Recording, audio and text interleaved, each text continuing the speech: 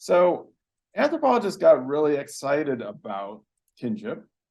They got so excited about it that in the olden days, uh, people joked that anthropology should actually be called kinshipology because that would be the beginning. That would have been the first class is making up a kinship chart and talking about all the different ways in which people could be related to each other. And that's probably why, Alex, you noted that this chapter gets pretty heavy on terminology, perhaps heavier than other chapters, and it's probably only going to get worse because anthropologists, I think at the time, believed that they were getting something good out of doing this. But what the early anthropologists thought when they did this is that what they were going to be documenting was the heteronormativity of biology, that males and females always get together and have kids in a particular way. And so what they thought they would get is that if other societies did things differently, then that meant that they were in a less developed or more primitive state. And so that you could put societies on a kind of ranking scale based on what they thought and their terminology for different kinds of relationships. And so the idea was that there was a kind of in other societies there that they didn't, if they had multiple partners, then they were engaged in what was called primitive promiscuity, or so they didn't understand the proper biological relationships. So that was sort of kind of the old-fashioned idea. What people actually found, and what we want to talk about in this class, is that in fact there was a lot of cultural variability and a lot of complexity in terms of how people organize their marriages and families, and that there were a lot of ways in which people reckoned their kin and could get married to each other and have stable families. Maybe not, I mean, families are never entirely happy, so it's not that everybody was always happy all the time, but that there was, as Michael Gonzalez and Camp put it on page 270, a diverse family arrangements that lay the foundation for a stable society. So by workable, I don't mean that everybody's always hugging each other all the time. What I mean is that it creates you can do a stable society based on many different forms of family and marriage. So I think it's just important to outline here as we get into some of the later ideas about gender, sex, sexuality, that there were these early assumptions that this was all rooted in biological imperatives, which have basically all been, for the most part, all been disproved or questioned, in the sense that we see now that the enormous cultural variability in how we reckon who are our kin, who we can and cannot marry, and what kinds of family arrangements that we will have. So the first thing we want to talk about, of course, is what marriage is.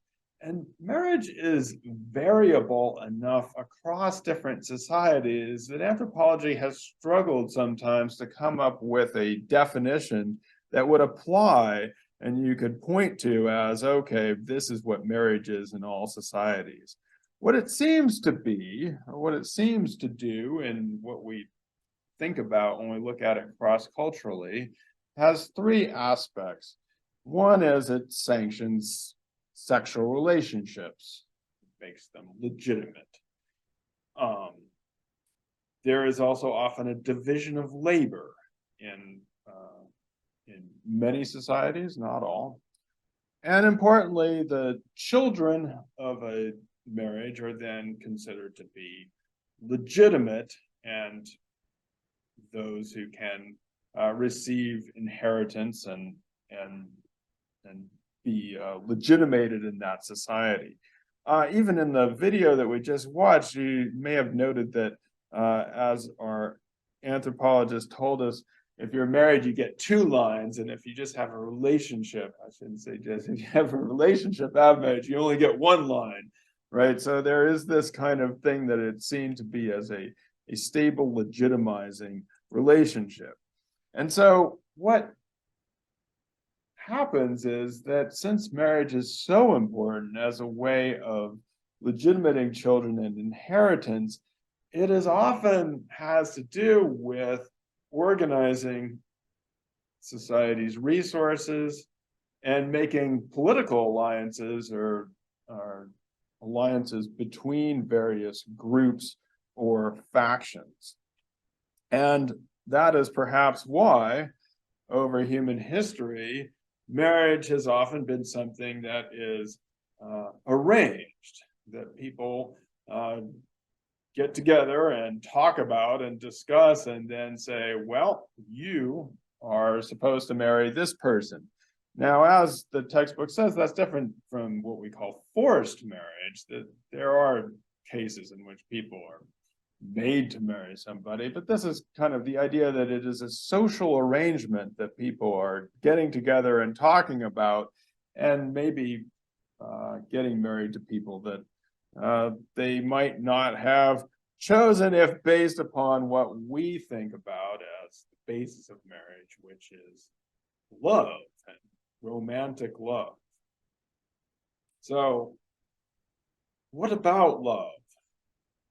I will first say that love is, of course, also cross-culturally variable, but something like the idea of falling in love and having these deep emotional feelings for someone is seen across many different societies. So it's not something that is strange to people. It's not to say there are, of course, different we learn to fall in love in different ways.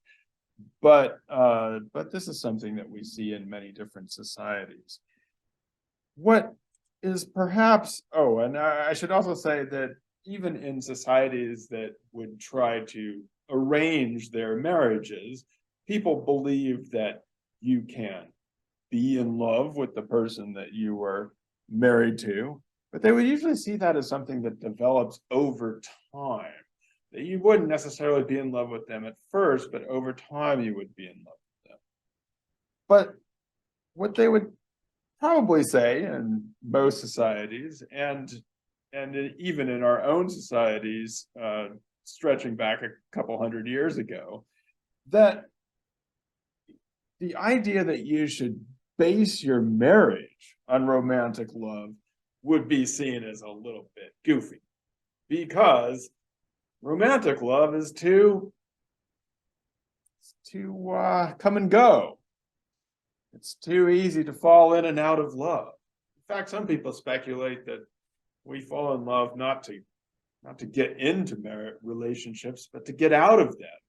So I don't know if this has ever happened to you, where all of a sudden somebody you know has been in love with somebody and they suddenly fall in love with somebody else, and the next thing you know, my goodness, it's gone. And so in a lot of societies, they would say that, sure, love is great, but we can't just depend on it as the basis for getting married, because that has to have all these other considerations at heart. So you can have love, but not necessarily as part of your marriage arrangements. And like I said, this is also fairly recent in the sense that it's only been in the last 100 or 200 years, since about perhaps the time of Jane Austen, that we see this coming into our own societies as the basis for marriage. So we learn here about different types of marriages in different societies. We know a little bit, perhaps, in our own society about the idea of monogamy, which is being married to one person, married to one person. But Christine, we learn here a little bit about polygamy. What do we learn?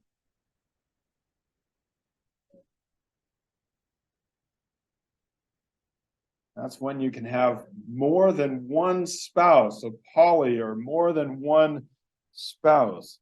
Now, we usually think of polygamy. When you used to think of polygamy, what do you usually think of? Huh?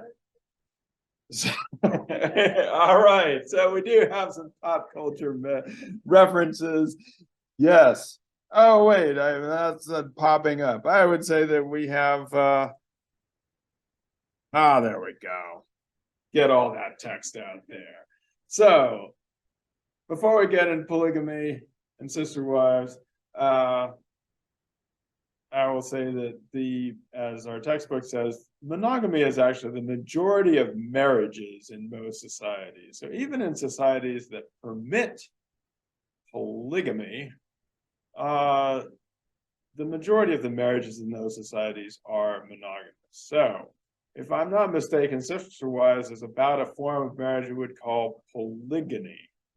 So one man being married to more than one wife, which most people equate with polygamy because they've never heard of the other thing, which is, oops, I have to reorder my animations. Well, obviously, I'm not doing this the way I want to talk about it. Because I've never heard of polyandry, which is a woman being married to more than one husband, which is a form of marriage, is present in some societies, but it's definitely the rarest form of marriage. Most people don't know about it and would consider it kind of strange. I put up here that although we say that we have monogamy, many people question whether we really have monogamy or what we call serial monogamy, which is being married to one person at a time. And then you're married to the next person. So we usually learn how to do this in college, right? You're in one relationship at a time. And so this is the idea that some people who permit polygyny or polygamy would say that our own scruples about it, or we're being a little bit hypocritical because we just have serial monogamy, not this kind of enduring monogamy. Like I said, polygamy is a permissible form in the majority of the world's societies, and in some societies would even be considered an ideal, but it's even in those societies, it's relatively rare because it usually takes a lot of wealth to be able to pull it off. It's usually done in situations where there is a need for labor and lots of children and lots of stuff to be done. But the people who are successful at it would be the relatively wealthy or the relatively well-off in the society. Polyandry seems to appear often in societies where there is a shortage of land or a shortage of resources. And people deal with that in various ways, but something like polyandry is perhaps more, although it's not formally recognized or permitted in many societies, it's perhaps been more prevalent than some anthropologists have said. There's an interesting article that I sometimes assign that talks about how historically there probably were more instances of polyandry. They may not have been formally recognized than we thought. So there's only a few societies that have instituted this as a kind of something that can be done institutionally and legally. But this may be as an informal relationship, it may be more widespread than we think. And like I said, it is also something that occurs in some ways in societies where there's a shortage of land, or they want to keep resources in certain families. it can be something that in some ways informally occurs in terms of how people get married in that family. So different ways that people have had multiple or different partners. There are also ideas or cultural ideas about who you can and cannot marry. So again, we get into some fun terminology here. One of the rules is the rule of exogamy. Alex, what does exogamy mean?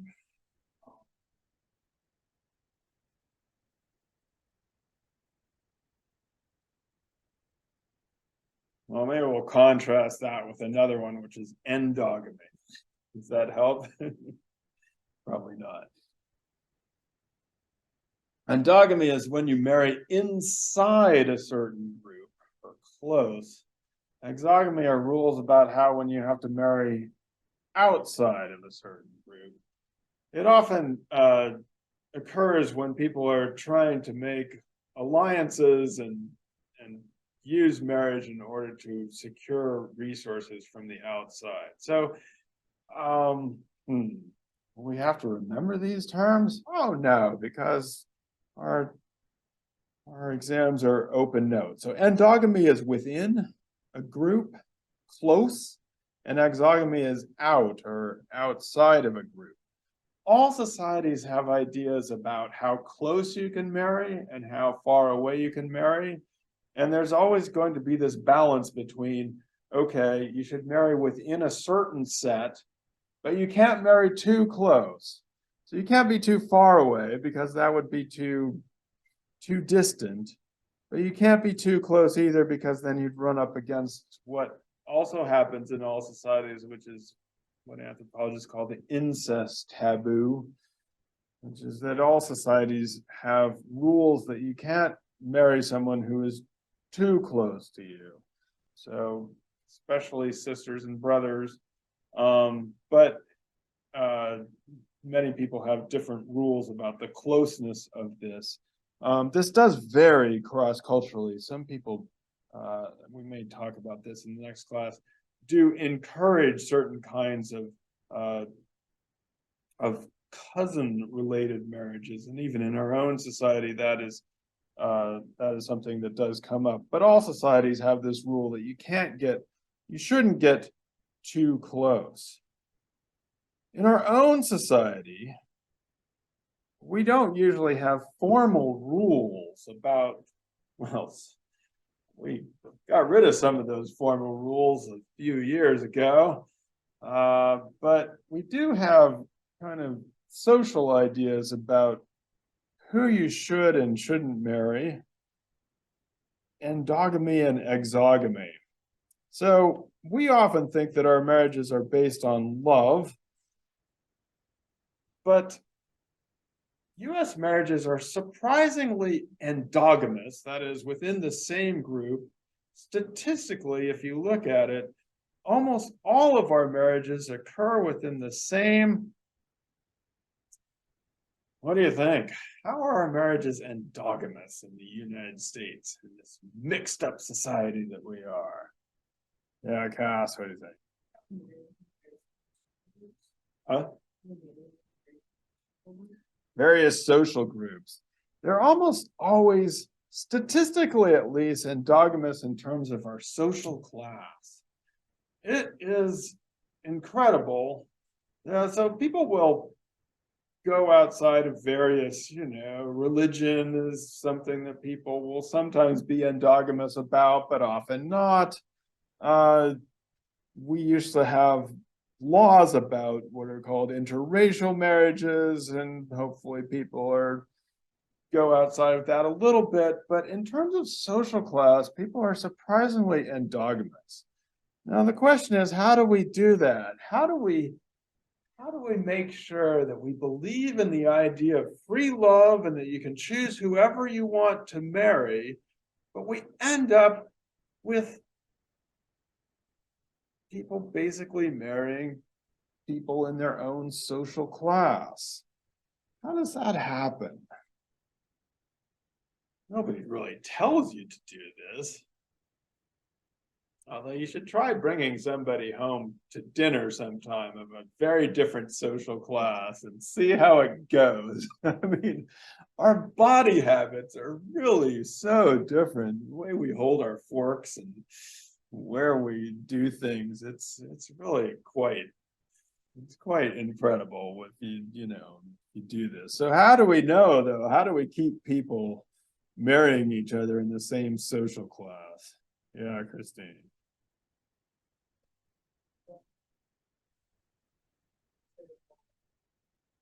Right.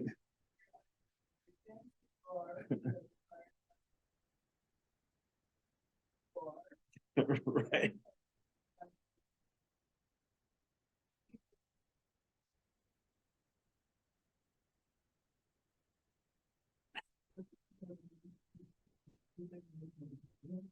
You're together with people who have the same amount of money around.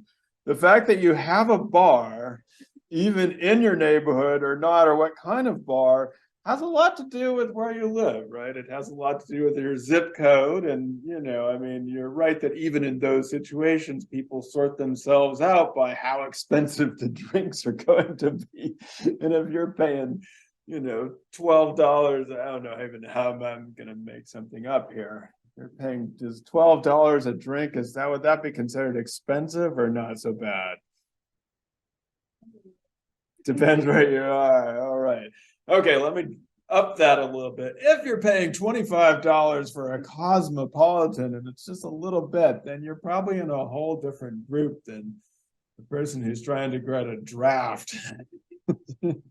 Getting the 25-cent drafts for the night. So a lot of this has to do with our zip codes, and our zip codes are very organized by wealth mainly because of housing values and how much you can pay for your house. And so this is a huge sorting mechanism. But there's something else that happens, which is a wonderful sorting mechanism in American society. So I grew up in Montana and my wife grew up in northern Jersey. Um, but we discovered that we're basically from the same social class. But how did that happen when we grew up in totally different zip codes? How do we help people from different zip codes meet people who are still in the same social class?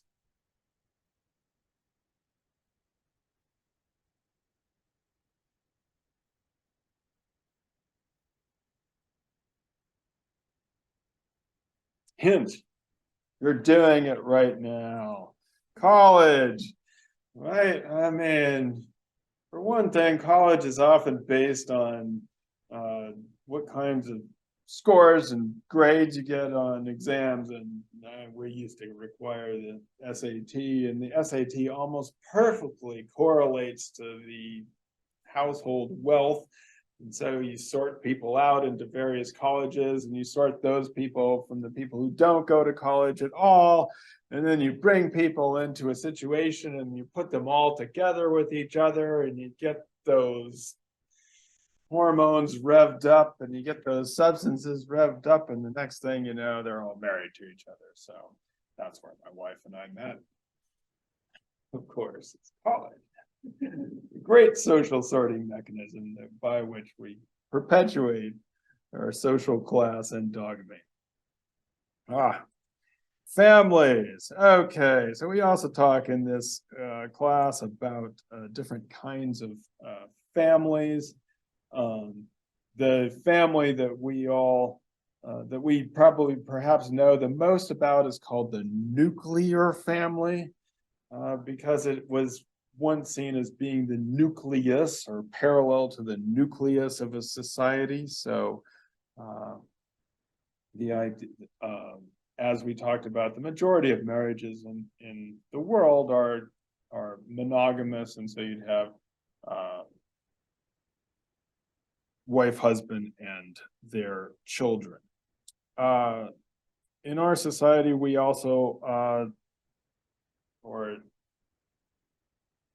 have or prioritize what are called neo-local families. So you would have neo-local means that when you get married, you're supposed to set up your own new house. So you locate out to a place that is different from where your parents, and you would form your own neo-local nuclear family.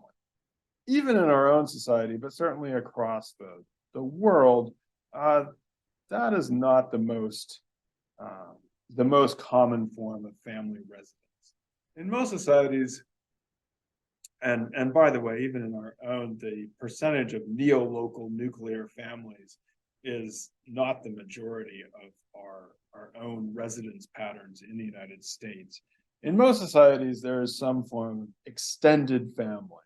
So living with grandparents, maybe some cousins, maybe some other people. And there's different forms of this, but there's generally two main forms, one of which is the matrilocal. So in this case, the husband leaves his own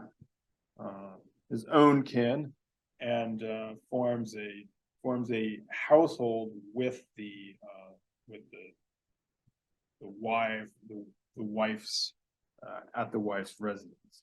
And of course, there is on the other side patrilocal residence, in which the woman leaves her home and joins with the male or the husband's family. And certainly, as we'll talk about in the next class, these often correspond to different kinds of kinship reckonings, whether you are a patrilineal society, which reckons your kin along the male line, or a matrilineal society, which would reckon kinship along the female line. And sometimes that corresponds to residency, although you can actually mix these up a bit. You can still have a patrilineal matrilocal society, so that can happen. So there's various different ways in which people organize both their family and marriages. So we should already have this in our notes. I'm just kind of revisiting this, that when we get to the end of this, there's a lot of ways in which people get married. There's a lot of ways in which people form families. And what we've discovered is there's not just one way of doing things, but a lot of different arrangements that can be the basis for a stable society. Now, this is, again, one of the prime lessons of anthropology, is how culturally diverse people can be. But Cass, you kind of were like, wait a second, something's wrong here, or something's weird about the way they're describing many of these different kinds of relationships. What did you notice there?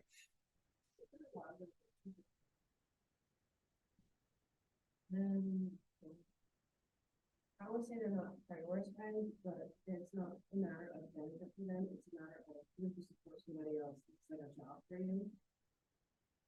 Yeah, in many different societies, anthropologists would be describing these different kinds of kinship relations, and they'd be talking about these things as if it were some kind of chess game, or some sort of, oh, isn't it interesting that we have all these different kinds of societies, which is important, right? It's important to realize that, like, human life can be led in different ways.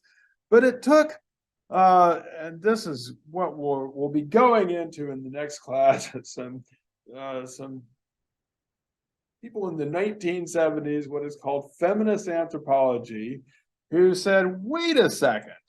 And they were just like Cass sitting there reading all this old anthropology stuff about different forms of marriage and different forms of what were called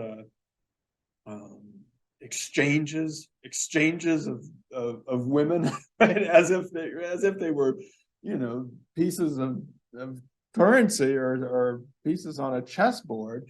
And they said, wait a second, what this is, yeah, maybe it's important to realize that there's cross-cultural variability in kinship and marriage patterns and families, But what, let's not forget that in many of these places, the women are exchanged or put in such a way that they seem to be part of a misogynistic system. And one of the real pioneers in this, Gail Rubin, wrote an article in 1972, I think it was published, called "The Traffic in Women: Notes Toward a Political Economy of Sex." And that's exactly what she did, was to take these kinship charts and all the things that anthropologists have been talking about and say, hey, wait a second, what does this mean for the kind, how did this happen? Like what explains these kinds of cross-cultural inequalities, and how do we do something about it? And so Rubin is important, not just for sort of pioneering and this kind of reanalysis of the kinship charts. She would later get into a lot of what is called queer theory, and talking about gender and difference, and different ways in which we could use anthropology and other social analysis to understand a whole different range of complexity than had been assumed in the basically heteronormative and gender normative charts that had been produced.